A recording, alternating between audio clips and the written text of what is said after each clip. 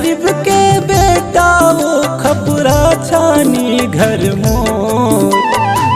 मैं गरीब के बेटा वो खपरा छानी घर मोर। बड़े है बंगला तो छोटे है कुरिया मोर। बड़े है बंगला तो छोटे है कुरिया मोर।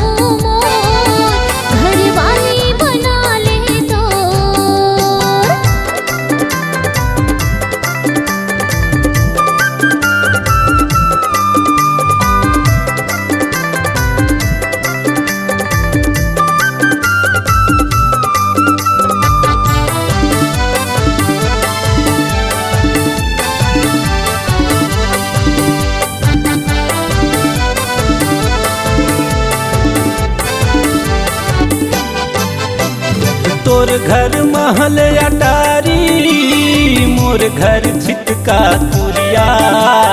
तोर घर पलंग रजाई रे मोर घर टूटहा खटिया।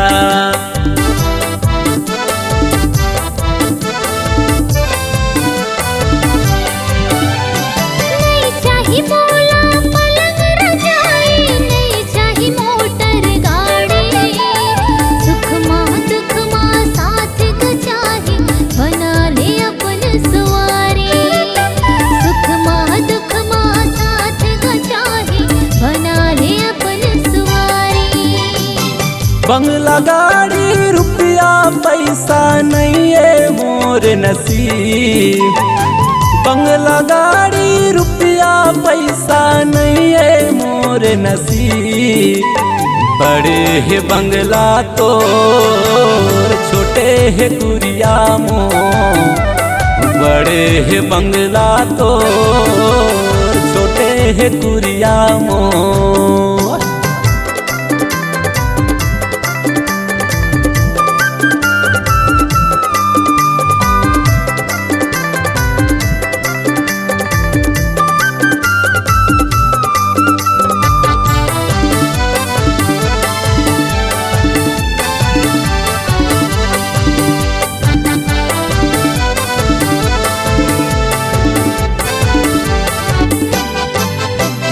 अमीर बाप के बेटी होता है गरीब घर के मैं बेटा।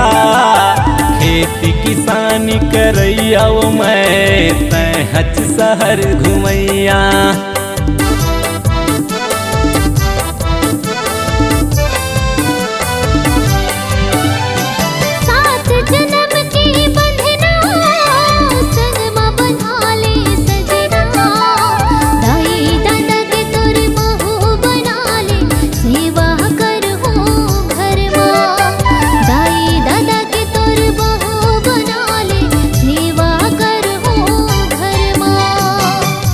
गरीब के बेटा वो खपरा छानी घर मोर। मैं गरीब के बेटा वो खपरा छानी घर मोर। बड़े है बंगला तो छोटे है कुरिया मोर। बड़े है बंगला तो छोटे है कुरिया मोर। घर वाला बना